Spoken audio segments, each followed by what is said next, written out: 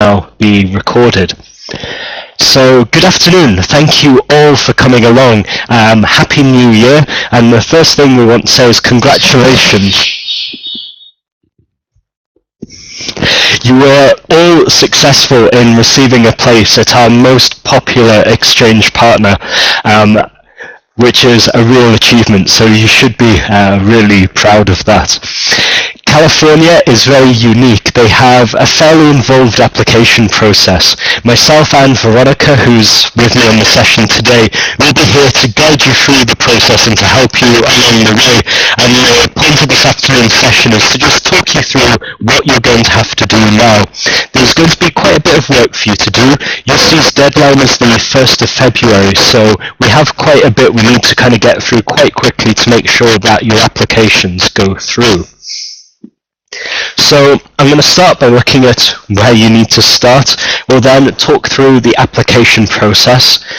I know the thing you're all very concerned about is campus allocation, so we'll talk about that a little, and then we'll go on to visas and accommodation. At the end, we're going to finish up with a question and answer session, and we're really fortunate that we're going to be joined by Alexandra, who is one of our current exchange students studying in California this year. So she was really keen to come along, kind of offer some tips and advice, and to answer any questions you might have. So where to start?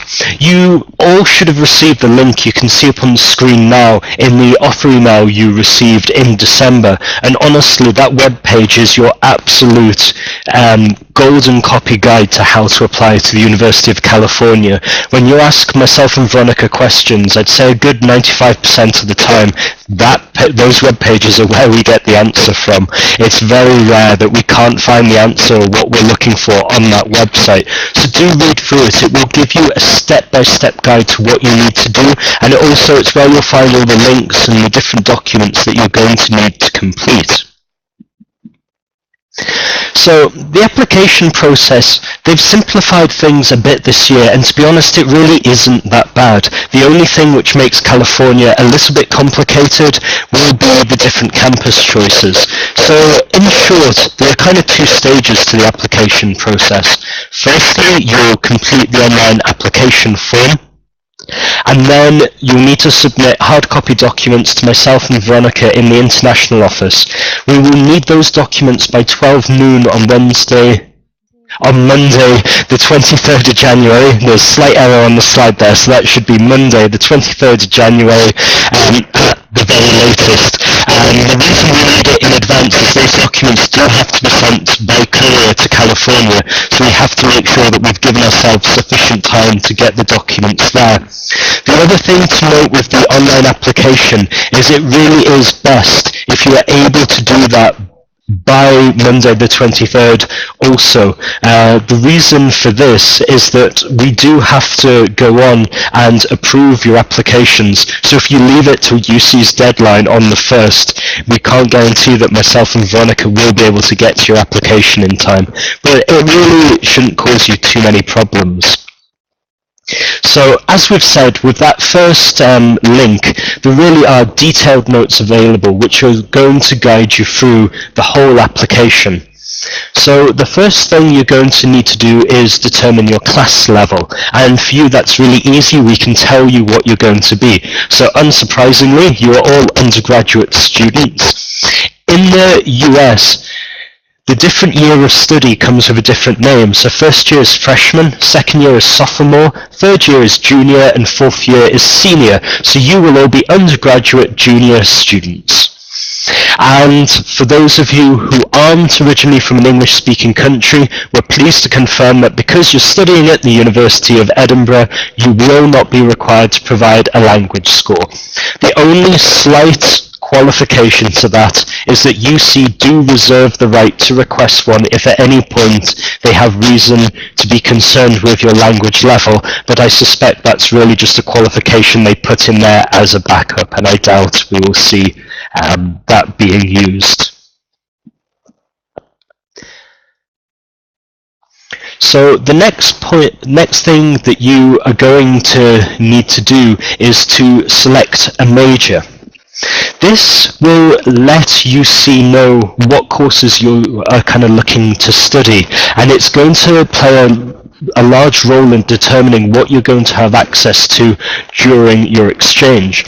So what we'd recommend is that you try and select the major closest to your degree here in Edinburgh. For obvious reasons, that will make sure that you get access to the most appropriate courses. Now, there are some times where there may be a major available in California which isn't available here in Edinburgh, but is directly relevant to your degree. My imagination is slightly failing me today, but for instance, they may be focusing on a very specific kind of biology, for instance, we don't focus on here in Edinburgh. So, providing you have had approval from your exchange coordinator, it is okay if there's a good academic reason for you to select a slightly different major, but do make sure that you receive approval for that so we can make sure that you go on and you do receive full credit for the year. The other thing to watch out for are prerequisites at UC. Just because you're studying a subject here in Edinburgh doesn't guarantee that you will have the requirements to access courses in California. So do pay special attention to the prerequisites listed. The subject areas where I've seen this in particular in the past are biology, economics, engineering, and psychology. So for instance, with biology and engineering, you're required to have both chemistry and physics. Which I know some of you will have been specialising in those areas almost since high school, so do keep an eye out for that. With joint honours, you are going to have to pick one element of your degree to put down as your major. What we would typically recommend is if, and we'll come on to this later, one part of your major is harder to access courses, is what you call an impacted major, then we would recommend that you put that one down as your main your major, because it will make sure that you get access to the hardest to access courses. Don't worry, that may have sounded a little baffling, but we'll come back to that in a bit, and it's not as complicated as it sounds. Okay, so I've already talked about this a little. So at UC, they do have something called impacted majors, and these are subjects where demand for courses is really, really high, and it can make it difficult to access some of the courses in that area. So if any of you are applying from an impacted major, then to proceed with your exchange at California, it's absolutely vital that you are willing to be flexible with your course choices. UC will do their very best to get you into great courses for your major, but you may not get your first choices, and you may need to look at taking slightly different courses than you initially planned. So do take this into account. And some of the most commonly impacted majors are computer science, engineering, economics, and psychology. So on the screen you can see a link that takes you through to a page looking at all the different majors, and you will get full information there about their availability across the different campuses. So the main part of your application to UC is that you then have to pick 3 campuses which you would like to be considered for, and to then create study plans for those campuses. There is no guarantee that you will be allocated to one of those 3, though UC will do their best to try and give you something that you've asked for. So the main and the kind of the longest task you have between now and submitting your application is to do that research and to select which campuses you're going to put down on your application. You can see a link on the screen that will take you through to some web pages, the Discover UC, which there's a page dedicated to each campus, and it will give you a lot more information there.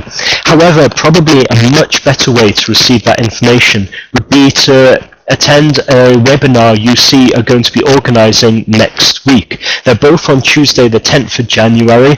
Now the times listed on the screen are Pacific time, which I think is either 7 or 9 hours ahead.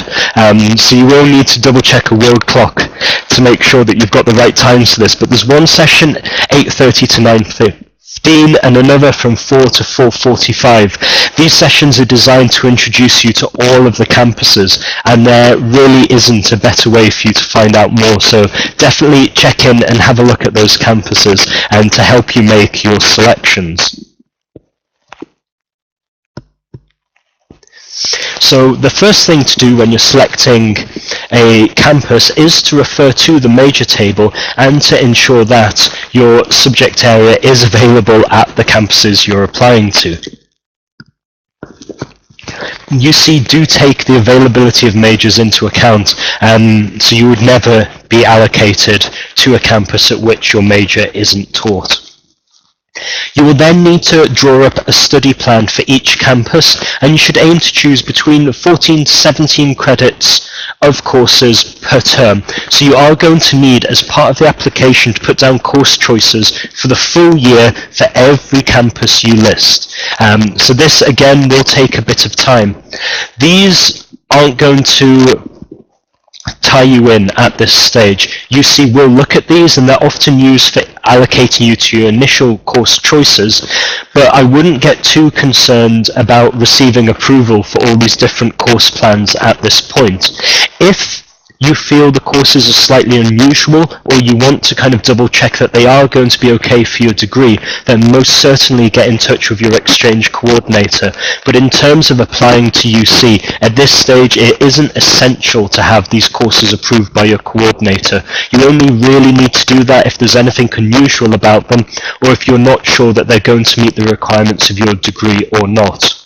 And the advice from UC is that for every course you choose, make sure that you have at least one alternative. So if you are picking a campus as your top choice, where the only courses you can take are the courses you've listed, we would strongly recommend against you going to that campus, because while we can't guarantee that you will be given access to those specific courses, the system, the academic system we have here in Edinburgh is very different to the US. Within the US system, it's far more usual for students to take a wide range and a variety of different courses. So when we send Edinburgh students out and require you to do all courses relating to your degree, it is a bit strange for them. It's not a system which they're particularly set up to cope with. And so you should just be aware of that. So if there are literally only just enough courses available, I'd probably recommend looking into a different campus. And with course level, in general, you should be looking at taking mostly upper division courses, which are typically numbered between 100 and 199. And sometimes it is possible for you to take a couple of lower division courses, and this would be at the discretion of your exchange coordinator. It would also be that it could be a subject area you have to take in your third year at Edinburgh is actually covered in second year at UC. So there are sometimes really good reasons as well for you taking slightly lower level courses, but you should make sure that you've received approval for them. This final point causes confusion every year. So we ask people not to take any pass, no pass courses. So what does this mean? In the US, and I've been informed, I don't know how reliable it is, but it's a good story, that this system dates back to the Vietnam War draft. And that in order to escape the draft, students had to have a GPA, a grade point average of a certain level. And so to try and cling on to their students a bit more and to help them avoid the draft, for their first year at university, a system was introduced where they could take courses on a pass, no pass basis. What this means is that you either pass or fail the course, and so it doesn't actually affect your grade point average at all. From our perspective at Edinburgh, at the end of your year abroad, providing you've taken the right number of courses that are appropriate for your degree and that you've passed them, we will award you a full year of Edinburgh credits. So on your record it will have 120 SCQF credits. We don't transfer the individual grades for your courses, however we do need to see them. This is particularly important if any of you run into special circumstances. If you're having difficulties and all we can see is a list of passes or fails, it just doesn't give us the same amount of information as whether we can see that actually up until the course you failed you were getting straight A's. So it really does help us for you to take courses on a graded basis. There are very occasionally exceptions to this. The most common at UC is students undertaking research projects, which are typically on a pass, no pass basis. As long as there is a really good and strong academic reason, and it is only 1 or 2 courses, then you can seek approval from your exchange coordinator for a pass, no pass. But you will be given the option to, at some campuses, where you could opt to take all your courses on that basis. So please don't do that. And this is maybe, it's for 14-15, but I've been reliably informed that it fairly closely mirrors the 15-16 data, and I haven't received a nice new pie chart like this from UC yet. So what you see on the screen in front of you at the moment is a pie chart showing how many times each of their campuses was selected as first choice in an application from an exchange student. So you can see that UC Berkeley is way out in the front with 52.35%, showing just how massively popular that campus is, and that's rapidly followed by UCLA at 22.67%. The old joke used to be that UC asks you for 3 campus choices because everybody will ask for Berkeley and UCLA and you might get your third option. The one bit where this graph now differs is that UC Santa Barbara is now just behind UCLA in popularity, so that is becoming radically more popular. Now, what we can then also show you is in 14-15 where people were allocated. And so you can see that in terms of UCLA and Berkeley, there will have been a lot of disappointed students that year. 23% were allocated to UC Berkeley compared to the 52% who asked for it. So you are going to have to be willing to consider whichever campus they allocate you to. And it is worth being really clear at this point that UC just do not accept appeals. I have never seen a successful appeal. So I wouldn't count on that. It's a bit strange, but it really is just part of that UC experience, having that slight uncertainty with the campus.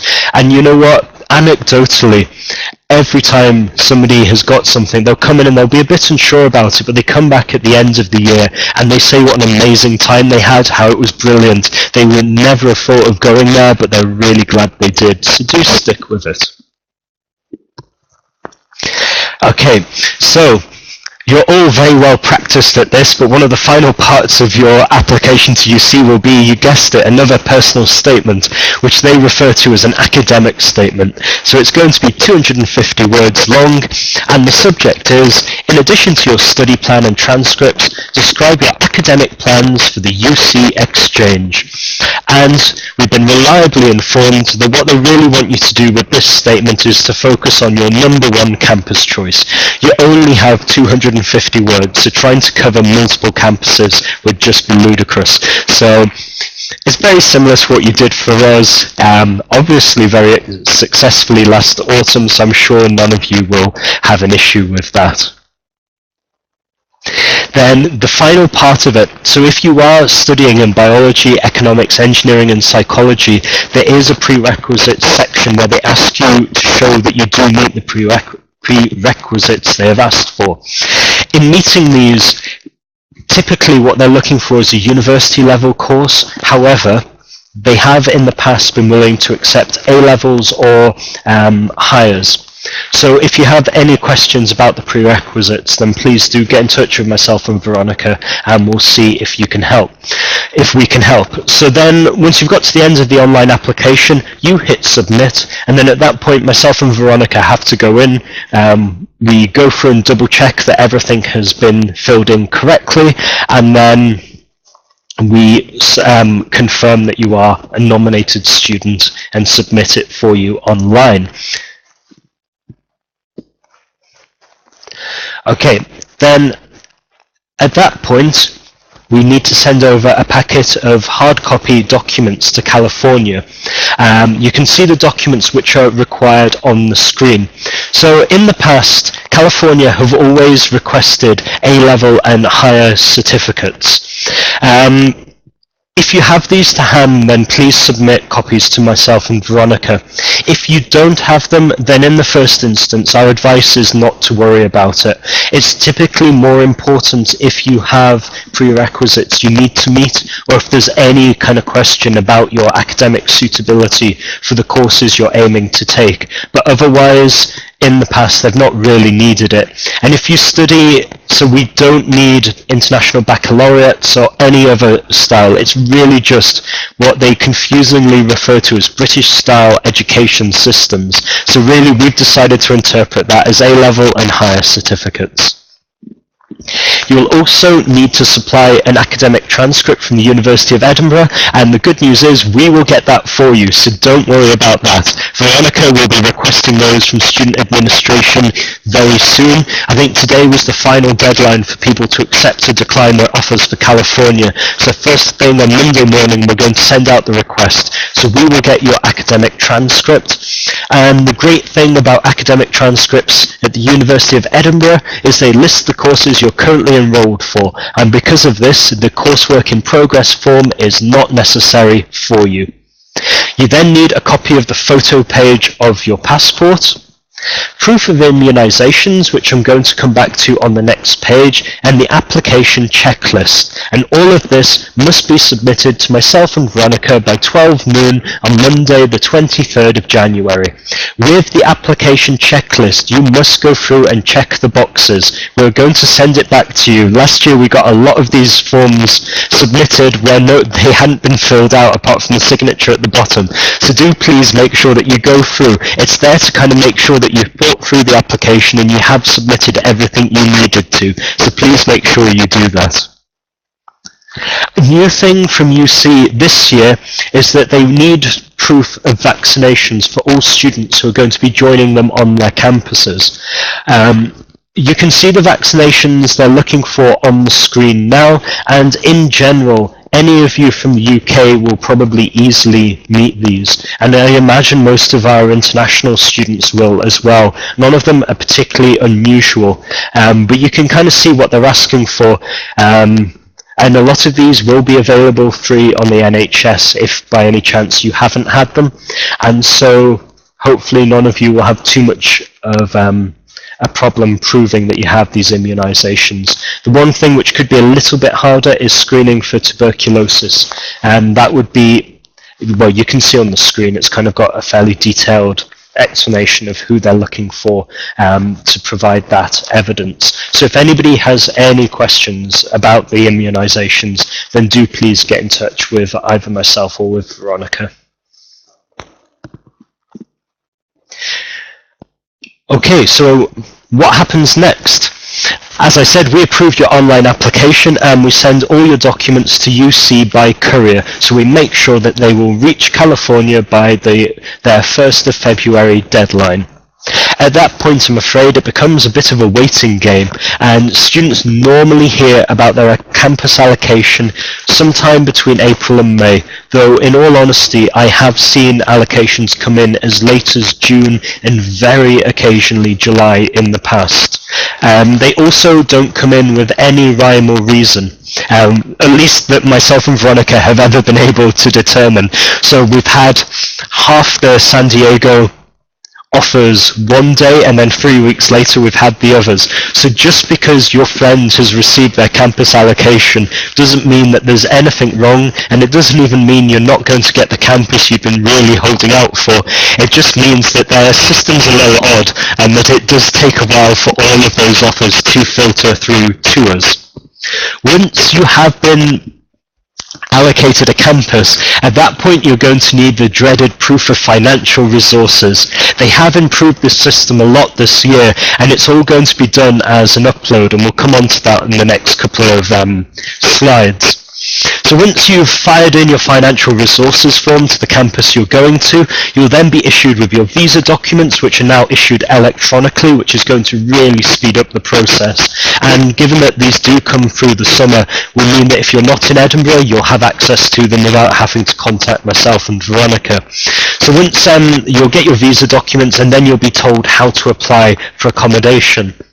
At that point, you'll then need to go to get started with your J1 or F1 visa application. It's mostly fairly straightforward. You're going to answer lots and lots and lots of security questions online. I applied myself a couple of years ago and they're very in-depth. You will go through screens of questions like, have you ever tortured anyone? Have any of your immediate family ever tortured anyone? Have you ever been involved with anybody who's ever been convicted of torturing anyone? So they really kind of ask the same question in lots of different angles, but it is relatively straightforward. The strangest part of it is that you are required to go to a US embassy for an interview. Obviously I don't have a webcam on today. If I had, you'd probably have seen me using some air quote marks over interview. What you'll do is you'll go down, they'll check you are who you say you are, ask you a few questions just to again confirm your identity and that you are the person who submitted the application, and then they'll stamp you through.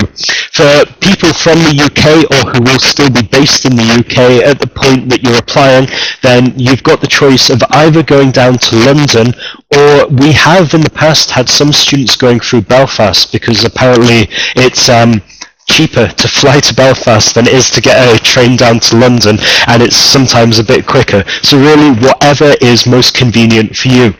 For any international students, the advice we're typically given by UC is that it's easiest to apply for a visa through the embassy in your home country purely because they are used to dealing with applications from people of your nationality. Now, you can apply from any country in the world. I've had a UK student apply from Singapore while they were doing a summer internship, for instance, and they had no problem at all. So really, it's whatever's most convenient for you.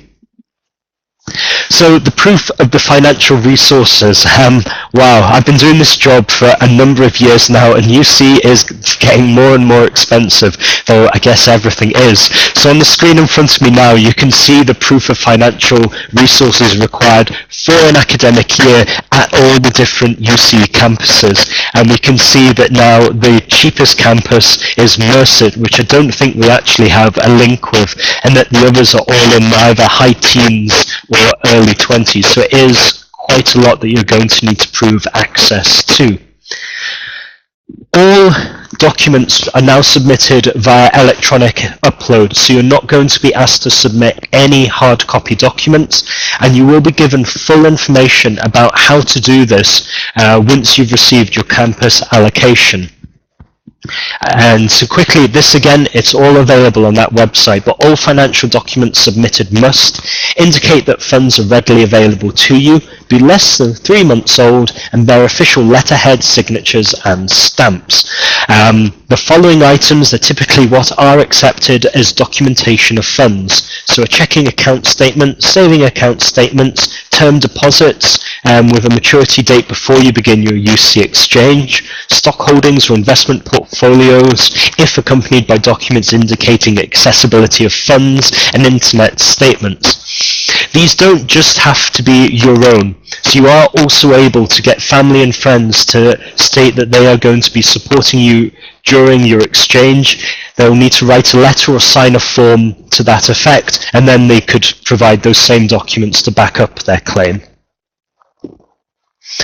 There are a few items which are not accepted as documentation of funds, and these are credit card statements or credit card overdraft letters, ATM receipts, declaration of earnings or potential earnings. So even if your parents earn £1 million a month, that still would not be sufficient for UC. It has to be in a bank account. Tax returns and payroll records, and none of those are accepted. So yeah, I think we'll just leave financial. Basically, I guess the only final thing I would say is that we've had questions in the past where people have submitted a single letter for an account with quite a large amount in it. That's not a problem, and it's absolutely fine. You don't need to have an account with the exact amount in. That's the minimum it needs in. And like we say, you can make up that amount from lots of different sources. You can have your own accounts, you can have your parents' accounts, and all of those can add together. And typically in the past, student loan letters have been accepted as well. We know that when you're doing this, Now that they've moved this a bit later, it could be that you've already received your 18-19 loan letter. If not, in the past they have accepted the proof of loan for the current academic year, so people have been able to use that previously. Accommodation. So the biggest thing that UC asked us to make sure that all of you knew is that accommodation is not guaranteed. So check the information in the UC student guide and have a look at the option which is going to work best for you. There is a huge range of different kinds of accommodation available at the different campuses in California, from amazing kind of communally run houses through to your typical halls, to fraternities and sororities. There's just so many different options. Some will appeal to some of you, some will appeal to others. So have a look and choose the thing which works best for you. And applications for accommodation typically open in April. Great, so really that's us getting towards the end of our information session today. Before we opened for our question and answer session, what we really kind of wanted to quickly run through for you was what to do if you need some support for your application. So this year we're trialing a new thing. Quite often people will come to the international office and they'll tell me and Veronica that they're stuck on page 6 of an application form. The problem with working with our partners is typically myself and Veronica have never seen the application you're working on because it's online and we don't have access to it. So try and help, we block book some sessions in the Hugh Robson computer room. The next one will be on Monday the 16th of January from 10 to 12. So basically the purpose of that session is you can come in, use one of the computers and work on your online application. And the benefit of doing it then is if you do then have any questions at any point, either Veronica, myself, or both of us will be there in the room to answer that question or to try and help you through it. We can't always guarantee that we'll know the answer. Sometimes it will be a case of we're going to have to email UC, but with a lot of them, because we've done so many of these applications, we should have a pretty good idea. So if you are feeling in any way nervous about this, then that could be a really good way to get a bit of extra support for completing your application.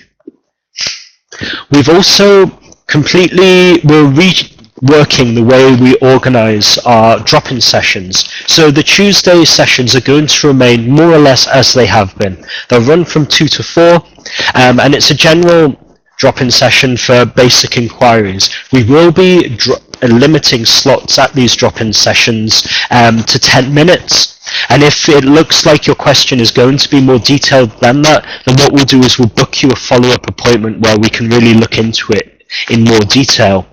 To balance that out, on Thursdays, our session from 10 to 12 will no longer be a free-for-all drop-in. Instead, we're going to replace that with bookable appointment slots. The reason for this is that we work with around 104 partner institutions worldwide, and while it may seem like a really straightforward question you come in to ask, we don't know the ins and outs of every single partner's applications, accommodation issues, visas. So the idea of the bookable appointments is that you give us a bit more information in advance so we can look into it and make sure that when you come in, we have all the information required to help you. So that's kind of our motivation for assisting with that. So at that point, I wanted to thank you all for coming today. I hope you found this session useful. I can see we've been joined by Alexandra, and we really just wanted to kind of open the floor to questions. If you want to use the chat window to ask any questions you might have, and then either Alexandra, Veronica, or myself can answer those verbally. And I can see Alexandra's just getting kind of logged in. Do you have a mic, Alexandra?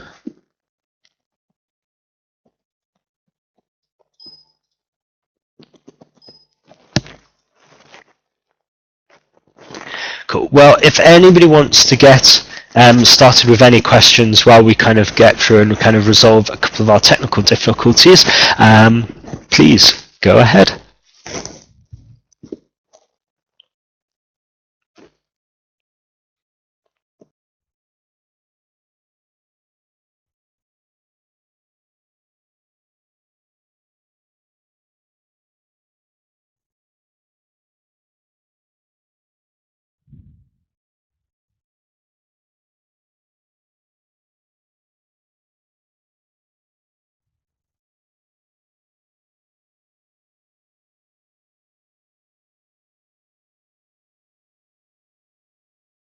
Hey guys, thank you. So 2 great questions to get us started. So the first was from Linda asking how do you get proof of immunizations? You'll be able to get this from your doctor. There's a kind of a little card thing they do where they kind of write in the vaccination when it was done and they put an official stamp on, so that will be proof that you've had the vaccinations done. It's good to know for future travelling. If you're going to somewhere where yellow fever is required, then you have to have that little certificate with you to prove what vaccinations you have. And Jack has asked, if I'm going away in 4th year, am I a senior? If you're going away in the 4th year of a 5-year program, I would still put yourself down as a junior. Polly's saying, I do joint honours at Edinburgh. Should I include modules from both subjects in my study plan, even though I have to choose one to name as my major? Absolutely. Yep, that's the way you need to play it. So do have the courses you need to take listed there. Jay, could you please clarify what is expected in the academic statement? It really is just a statement explaining academically what you're hoping to get out of your UC exchange. It's effectively a personal statement with a very narrow academic focus to it. I really wouldn't get too hung up on it. It is important, and it is part of the process they ask you to go through, but I wouldn't say it's the end of the world. And it's only 250 words, so you're really not going to have very much to say there. Jessica, you can indeed still change your academic statement, I believe, and well done. That is really impressive that you have already managed to submit. Boyan, can I just choose 2 campuses? No, I'm afraid. Oh. I know I wasn't sure if you could choose 2, but then it would limit your selection of getting somewhere that you might want to go to. So I didn't know. So given the difficulties of getting into certain campuses, I would really strongly recommend you put down 3. Okay, Tanuj, regarding the financial documents, what sort of form do our sponsors need to fill out? So there's a few different ways of doing it. There used to be in the past a proof of financial resources form which had sections where your sponsors could sign it. The other thing they have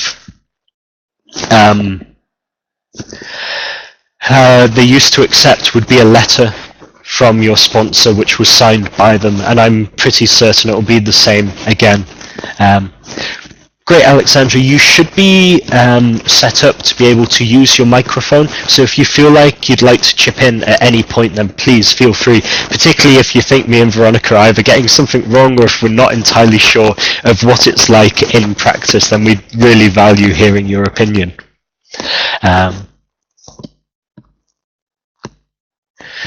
Milan, I was in India from August 2014 to July 2015. Do I need TB screening? I think that's something we'd probably need to look into with UC. As it's the first year they've been asking for this, we're just going to be a little cautious with it, mainly because we just want to make sure that we are following the rules correctly. We haven't really had a massive amount of guidance on it as of yet, and so I think we'll just take quite a cautious approach with this. Sarah, if I change my mind within the next week, is it too late to drop out? No, it's not.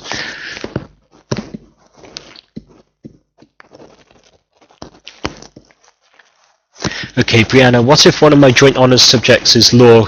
Can I do any courses of law while at UC?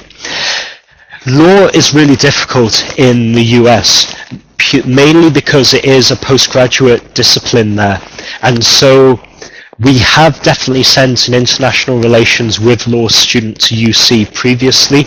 You may not get the best courses, and you sometimes have to be willing to take the courses that are available, but in general it shouldn't stop you going, but you will need to look into it quite carefully.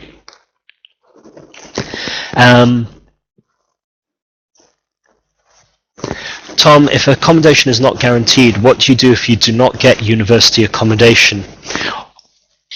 I don't know if that's something Alexandra might like to take, but in general, my kind of thoughts on that would be that UC and the different campuses would normally have services and kind of help pages to help you if that kind of situation arises. It's the same thing we do for students coming into Edinburgh. If university accommodation's full, then we do have kind of support resources to give them, and I would anticipate that UC have the same. Yeah, there are different options at specific campuses. So a lot of campuses will allow students to live in private homes, apartments, and Berkeley, Riverside, and San Diego, they have international houses for international students.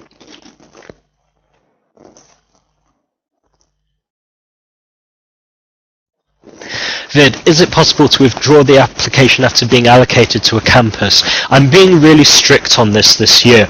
In general, my advice is that we can never force, and we would never force somebody to go on exchange. However, I have made it clear from the very start that the part of the UC application is the possibility of being allocated to any of their campuses. And at all the information sessions, I made the point that you should only accept or apply for UC if you are literally willing to study at any of their campuses. I do understand if some of them don't have appropriate courses, but aside from that, so I can't stop you withdrawing later on, but my thoughts are always with the 240 plus students who weren't fortunate enough to have received an offer in the first round of allocations and who would love a place at California and would be willing to go to any campuses. Pulling out after campuses have been allocated typically means the place is completely lost, and we're not at that point because it's months after their deadline have closed to do anything with it. So we would never stop you and we would never force you to go on exchange, but we would ask everyone to think really carefully about whether this experience is for you, just so we can try and make sure that we are maximizing our places as much as possible.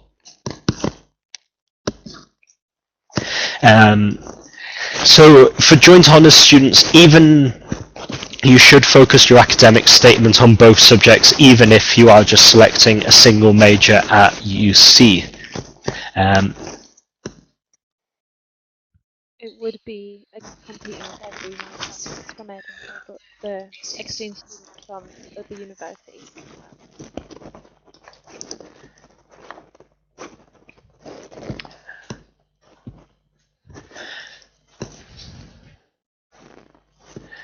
Okay, sorry. And then going on to Coco's question. In terms of applying for specific campuses, are we competing against only people from Edinburgh who have been selected for UC exchange, or people from all over the world? I'm afraid you are competing against people from all UC's partners worldwide.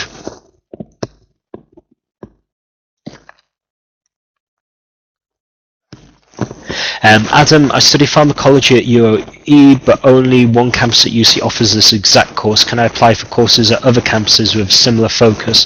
Yes, but that is probably one of those situations where you might want to get some, either the academic lead for the pharmacology honours program or your exchange coordinator or your personal tutor to just double check those courses to make sure that they are suitable, unless you've looked at them and you think they do look absolutely fine. Okay, so Jemima. Hi, can I ask, can you hear me? Yes. Oh yeah, finally. Hi, could I answer a question about UC San Diego, because I go to UCSD myself. Yeah, absolutely. So there's a question about studying computer science at UC San Diego. I'm a biochemistry major, but I took computer science courses myself, so I don't think it is a problem to get a spot in their programs. They're very diverse in terms of computer science courses. Thanks, Alexandra, and it's great. I'm glad we finally got those technical issues resolved. I know you kind of joined us partway through the session, but did you think we were getting it more or less right? Are there any kind of top tips or anything you'd maybe suggest, or anything you think we missed or didn't focus on enough? I think the important bit is how to find which courses are delivered at which point of time in the year. Because it was really confusing when I was applying and trying to fill the application in.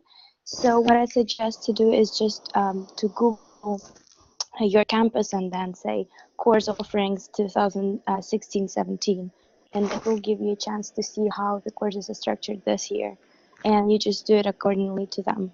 This is important. Oh, brilliant, thank you, that's really helpful. And it is the kind of part where, because myself and Veronica don't do that ourselves, we maybe don't have that same experience. That is really useful. Yeah, of course. So if we keep going through a few of the questions, is 250 words purely academic? Yes, it is. They changed this last year, I think. Before that, it tended to be more general, but it really is just a purely academic statement they're looking for. And Jessica's asked, who do I check with to check whether the courses I pick are allowed for a biomedical science student? So there definitely is a biomedical exchange coordinator, which I would need to, they changed last year, and I don't do too well with change. My tiny brain struggles to cope with that. I know within the biomedical teaching organisation, Karen Harris is also providing a lot of support there, so if the exchange coordinator isn't available, she will be able to help, and I can see Veronica is just quickly looking up the name of the coordinator for me, so we can quickly let you know. But it is definitely listed on our website. It's Dr. Emma Wood. Great. Polly, if I have an American passport, do I still have to fill in proof of immunizations? That's a really good question, and I actually think the answer is yes, surprisingly. The big advantage you'll have, Polly, is not needing a visa, which will remove all the financial resources stuff which everybody else is going to have to do. But the immunization applies to anybody on a UC campus now, so I think that will apply to yourself also.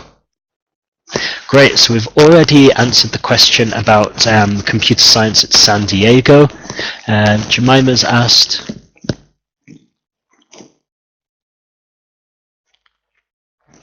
would it be pointless to put Berkeley as a second choice after UCLA as it is so competitive? Oh, no, I don't think so, not necessarily, because I don't pretend to understand or even be 100% aware of the process because I don't work for UC, but I do know that it really, they sit down and they look at all the applications and how many places are available, what availability there are in different subject areas at different campuses. So even though Berkeley is more popular than LA, if your subject area LA had filled up but there was still availability at Berkeley, you would still have a chance of being allocated there. So I wouldn't say it's pointless to put it down as your second choice. And Polly's asked, does your academic transcript from Edinburgh include your second year grades so far? It does at the point that your course has finished. So at the moment, if when we're ordering them, it probably won't have your December exam marks on. It will only list the courses you're taking in second year. For other students not applying to UC, by the time we get into kind of February and March, then marks for courses completed at the end of semester one will then be showing, but in general, until they're complete, it won't be showing. What I did with my transcripts, I just put down my coursework marks, so it gives them a chance to see how good or bad you are performing throughout the semester without knowing the final grade. I think it's better than just to give it free. Sounds like a really good tip.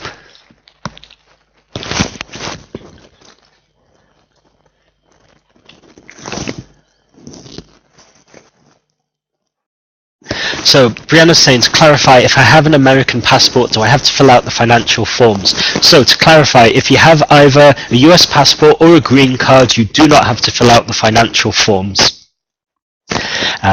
I think it's more of a kind of, it's all related to immigration policy, and I think making sure that people who are coming are able to support themselves while there and that they're coming to undertake the activity they said they were. And I think part of that process is making sure that you have the financial resources to support yourself. And Linda's asking, is there a specific layout for the study plans to be submitted? There is indeed. It's all part of the online application form, and so it's relatively restricted in terms of how it asks you to do it. So I wouldn't worry about that too much. You more or less have to fill it in as they request. I'm trying to remember back, so I think it's more or less a free text kind of fields, and you kind of add in you kind of put in a line for a course and then click add another one, and you do that until you've got a complete study plan.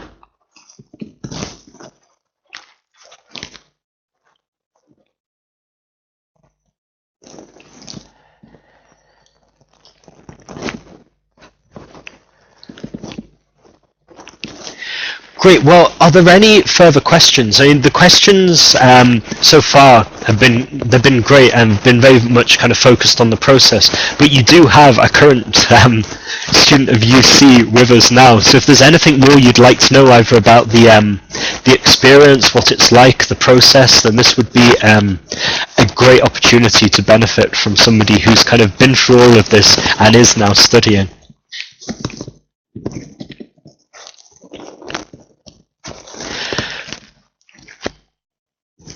Okay, hi. So I did not apply to a subject-specific exchange because my major is biochemistry.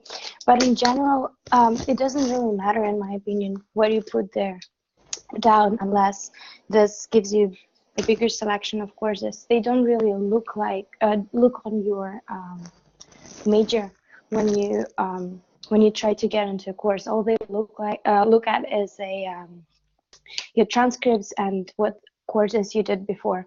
And also the thing is, it sounds a little bit silly, but they actually can't really prove what you were studying, so it's all about how you word it, because they don't have an understanding of how the system works in different countries. For instance, I come from Russia, and of course they don't have a clue what is the level of physics at my high school, for instance. So it's just about being confident and saying, yes, I understand it. And of course, trying to understand it in the end, so you don't fail a course. To quickly respond to Megan, you do not have to provide original A-level certificates, and we would actually actively ask you not to send the originals to myself and Veronica.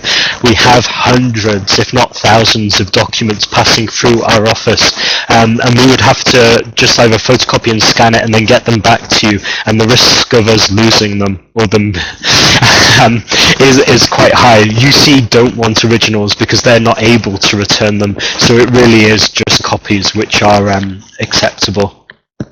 Tanuj, I'm not. So the question was, is there another round of screenings of applications which might prevent one from studying at UC? I guess I could interpret, I'm not entirely sure what you mean, but I guess there are two ways. From an Edinburgh perspective, all offers to participate in exchange are conditional on a few things. So firstly, you're passing all your second year courses at first sitting, and thus holding a full 240 credits before you go, or if you're going during the fourth year of a 5-year program, 360 credits, and suitable course combinations being available at California. So they are our main conditions on people proceeding with an exchange. From the California perspective, in my 4 years working in the international office, I have never seen a student turn down my California. That doesn't mean that it won't happen. All our exchange agreements do have a clause saying that unsuitable candidates can be declined, but in practice I have very, very rarely seen that clause enforced. In general, it only really, unfortunately, tends to get used on students from art or design who are on studio-based courses, and that tends to be because of the limitations of studio space at the partner institution. So I wouldn't be too concerned about UC declining your application. As long as you do it sensibly. If you wrote an insane personal statement, then that might be something that could kind of call your application into question, but other than that, I really don't think you've got anything to worry about. And Jay, you think you're missing one of the vaccinations. I don't think that that will be a major problem. I think as long as before you begin on campus, you have received it, then you will be absolutely fine. So I wouldn't be worried about that. I think as long as we've got some way of documenting your intention to get it, then I don't think UC will hold that against you. And Actually, yeah. So, oh, sorry. No, Sorry please to go interrupt up. you, Samuel. So, I did make my choice like this. It was Berkeley first, and San Diego second, and Davis third. And I know a lot of people who did it like this, actually, missing UCLA. Yeah, and I would recommend looking into the variety of courses every school provides, because although, for instance, Berkeley is a very famous school, they are really tactical. And since I study biology, I know other people who go there, and they have they have troubles choosing courses which fit their major. So don't only think of this in terms of like ranking. Just a look at the variety of stuff you are offered.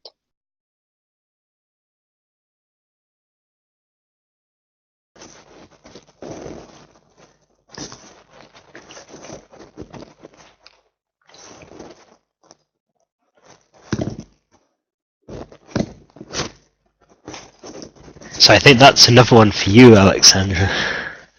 Now, could you clarify? I mean, it's a very broad question.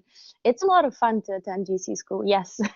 You just have to be prepared to the fact that there's no one apart from you and maybe other exchange students in your discipline who actually understand the difference between the two systems. I mean, Edinburgh and UC. So it's your own responsibility to kind of talk to both parties and talk to your exchange coordinators and talk to people at UC school. But I think it's a very valuable opportunity, because you just can choose something you don't have a choice to study in the UK. And according to my experience, you will be quite prepared to do some higher level courses. So I am currently doing a master's course and a PhD course on something, and you wouldn't get this chance in Britain. So just taking advantage of your very deep specialization and go explore other things.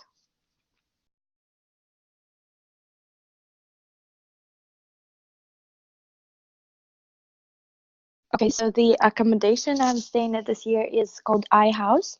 I don't know if Thomas talked about it, but there is the system of international houses, which is shortly abbreviated as iHouse, and it's I think it's only present at UC Berkeley and UC San Diego, and it's at least for UC San Diego, it's the only on-campus accommodation you can stay at. And it's a lot of fun. You'll have to apply there and write some whatever 3 or 4 short essays, and you'll most probably get in, because they're really happy with exchange students and international students, because they create a very multicultural environment there. And yeah, there are like people from whatever 50 countries living just next to me. So I definitely encourage you to apply. The only thing you need to know is that there's the system called dining dollars all around the UC campuses. And if you live on campus, you'll have to purchase a dining plan, which might be quite expensive. So you'll have to look into it if that might be a bottleneck for you. I'm going to jump in quickly and answer Sarah's email question. So more about finance. Are the university costs covered by student finance? So in general with your exchange, you'll continue paying fees to Edinburgh, and you won't pay any tuition fees to the partner institution. The tuition fees at the moment are varying wildly on a year-to-year basis. Thus far, we have always seen students going out on exchange paying a reduced rate. How much that is has changed every year for the last 4 years. So I think this previous year gone, it was at about 50% of the fee. They haven't confirmed what the fees for 17-18 are going to be yet. So there will probably be a reduction, and yes, student finance do still pay your tuition fees, and you will also still receive your maintenance loans as well. So to compare the expenses in California and Edinburgh, California is of course more expensive, but there are ways to actually reduce your expenses. For instance, if you apply to international house, it might be quite expensive. And then what I know other people did, for instance at UC Berkeley, they moved to something called co-op. I think we have it in Edinburgh as well. It's like student-led housing communities, which are cheaper. So you can shop around. And the other question was what about my prerequisites. So yeah, I completed one physics course. I don't think any other person who does biology and goes to UC this year did any physics. So they all just proved that their high school physics courses were good enough. But in my opinion, if we're talking about biology, taking physics would be a good thing to do. It will just open so many opportunities for you, and you'll be confident in some things. Yeah. Great, and I'll answer Adam's question. Unfortunately, the case still remains that there really is very, very little funding available for our exchange agreements outside of Europe, much to my own personal frustration with this kind of state of affairs. If you have a look at Student Scholarships and Funding's website, part of the university's website, there is a bit where you can search through some of the different options available. It could be that based on your own personal circumstances and background, that there may be funding which you can apply for, but in general, my unfortunate advice is, to the very best of my knowledge, there isn't very much funding available.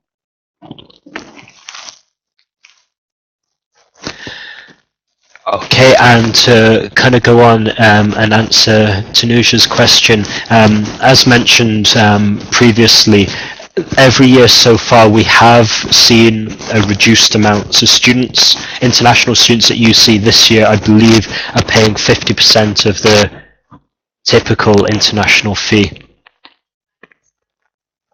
Was it 75%?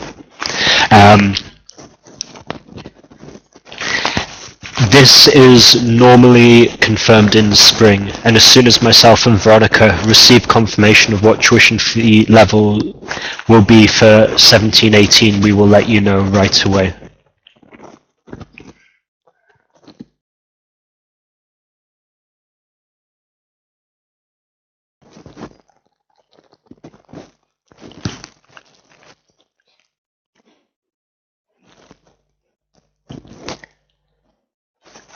Great. Well, if there aren't any further questions, I think we might close the session there.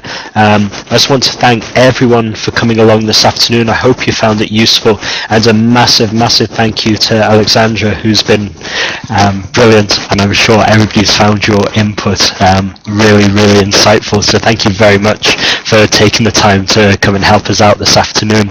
So thanks again, everyone. You know where we are if you need us, and have a great day.